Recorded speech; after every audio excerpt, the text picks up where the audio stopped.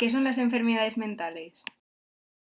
Las enfermedades mentales son una alteración del tipo emocional, cognitivo o comportamiento, en que quedan afectados procesos psicológicos básicos como son la emoción, la motivación, la conciencia, la conducta, la percepción, el aprendizaje, etc., lo que dificulta a la persona su adaptación al entorno social.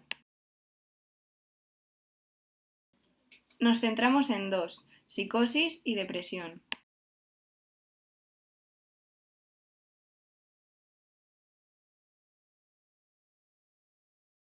La psicosis es una enfermedad mental que se caracteriza por una pérdida de contacto con la realidad. Afecta por igual a hombres y mujeres y suele aparecer entre los 20 y 30 años de edad. En la psicosis, el órgano afectado es el cerebro, produciéndose cambios en el pensamiento, la percepción, los sentimientos y el comportamiento de la persona enferma. Cuando esto ocurre por primera vez, hablamos de primer episodio psicótico. ¿Qué ocurre en un cerebro con psicosis?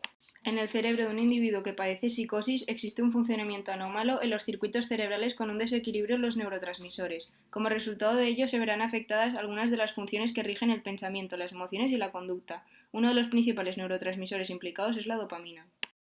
¿Cómo se manifiesta? La psicosis puede producir cambios en el estado de ánimo y pensamiento. La persona puede expresar ideas que parecen extrañas, siendo difícil entender cómo se siente o se comporta.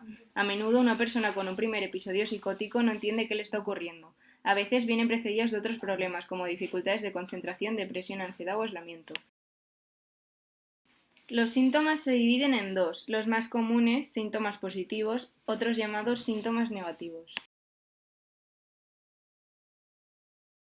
Síntomas positivos: alucinaciones, son percepciones de algo que no existe, las más comunes son las auditivas. Delirios, son creencias reales para quien los experimenta pero no para los demás. Hay de varios tipos: de persecución, de control, alteraciones en la forma del pensamiento, pierde la asociación entre una idea y otra, falta de sentido entre una pregunta y la respuesta. Síntomas negativos son los que afectan al funcionamiento social. Algunos son cambios en el comportamiento, como aislarse de los demás, falta de energía o motivación, dificultad de expresar emociones, pobreza del habla, dificultad de concentración, tendencia a la distracción y pérdida de interés. En algunos casos aparecen déficits cognitivos, como son la alteración de la atención, la memoria, etc., que tienen especial importancia para la adaptación social. Pueden aparecer además otros síntomas de enfermedades mentales acompañando a los propios de la psicosis: depresión, ansiedad, obsesiones, etc. Estos requerirán un tratamiento específico. Etiología o causas.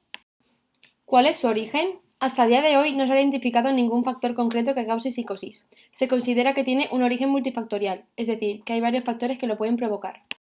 Una persona con vulnerabilidad tiene mayor facilidad para desarrollar psicosis que el resto de la población, o puede sufrir un episodio psicótico ante algunos factores externos, como pueden ser sucesos, situaciones o personas. Pueden ser factores genéticos, biológicos, medioambientales o de estrés. Factores genéticos. El riesgo de sufrir psicosis es proporcional al número de genes compartidos, aunque los genes involucrados aún no han sido identificados. Es posible que haya psicosis sin antecedentes familiares o que no se dé la enfermedad aunque haya genes identificados. Factores biológicos. Se deben a una hiperactividad de la dopamina o a que hay más sensibilidad de los receptores dopaminérgicos a nivel cerebral. Factores medioambientales. Hay experiencias que aumentan la probabilidad de experimentar un episodio psicótico, como traumas o consumir sustancias tóxicas. Estrés. Se define como la percepción de una persona de no tener recursos para hacer frente a una determinada situación. No es el causante de la psicosis, pero sí que puede desencadenarla. ¿Cómo tratarla? En el tratamiento se combinan diversos abordajes terapéuticos administrados por diferentes profesionales. Tratamiento psicológico. Es dirigido a la resolución de problemas. El objetivo final es hacer entender al paciente y a la familia las características de la enfermedad y su tratamiento, e identificar síntomas de recaída. Tratamiento social. Se desarrollan intervenciones sociales para promover las habilidades sociales y laborales del paciente, con estrategias de intervención. Tratamiento farmacológico. La medicación es lo más esencial. Los fármacos utilizados son los antipsicóticos, y su función es reducir síntomas y prevenir la reaparición. Controla los síntomas positivos y los negativos también mejoran, pero no con tanto éxito, y hay que seguir tomando la medicación incluso después de que los síntomas se hayan ido. ¿Cómo funciona la medicación? Las células nerviosas del cerebro se comunican unas con otras por neurotransmisores. En la psicosis hay un exceso de estas sustancias químicas como son dopamina y serotonina. La medicación interviene bloqueándolos. Es un trastorno mental en el cual la persona desarrolla una serie de comportamientos que afectan a nuestro modo de sentir y de pensar. Estos comportamientos son la presencia de tristeza, falta de autoestima, sentimientos de culpa, falta de concentración y de interés. La depresión afecta tanto a los jóvenes como a los adultos, sin embargo, suele ser más frecuente en las mujeres. Existen 7 tipos: el episodio depresivo, el trastorno depresivo recurrente, la distimia, la depresión bipolar, la depresión psicótica, la depresión atípica y el trastorno afectivo. El episodio depresivo tiene una duración de varias semanas o meses y puede aparecer a lo largo de toda la vida. El trastorno depresivo recurrente es la repetición del episodio depresivo que puede ocurrir a lo largo de la vida. La distimia es más leve que el episodio depresivo. Suele aparecer en la adolescencia y los síntomas duran desde 2 años hasta décadas. El bipolar se divide en trastorno bipolar 1, que provoca episodios tanto depresivos como maníacos, y en trastorno bipolar 2, los episodios maníacos son menos frecuentes. La depresión psicótica se caracteriza por la aparición de delirios y alucinaciones. La depresión atípica se caracteriza por un incremento del apetito y una gran ingestión de alimentos. Y el trastorno afectivo estacional lo sufren solamente durante una cierta estación.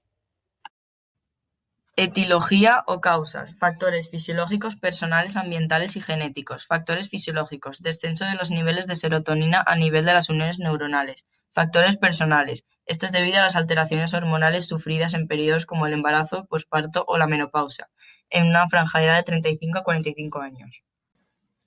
Factores genéticos: hay más predisposición a padecer la enfermedad si hay algún caso en familiar directo.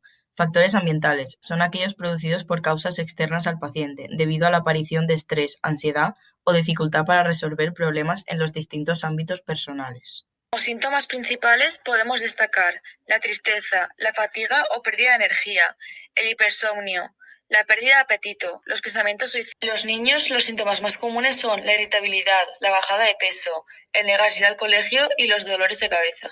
Los síntomas en los adolescentes son bajo rendimiento, consumo de drogas, autolesionarse, sentirse incomprendido y evitar la interacción social.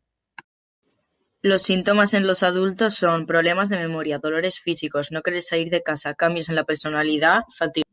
Existen 3 tipos de tratamientos para la depresión: antidepresivos, psicoterapia y terapia electroconvulsiva. Tratamiento farmacológico con antidepresivos se utiliza sobre todo para corregir los niveles de serotonina. Existen distintas clases de antidepresivos, cada uno incrementa los niveles de serotonina de una forma diferente, y los resultados son visibles entre 3 y 6 semanas.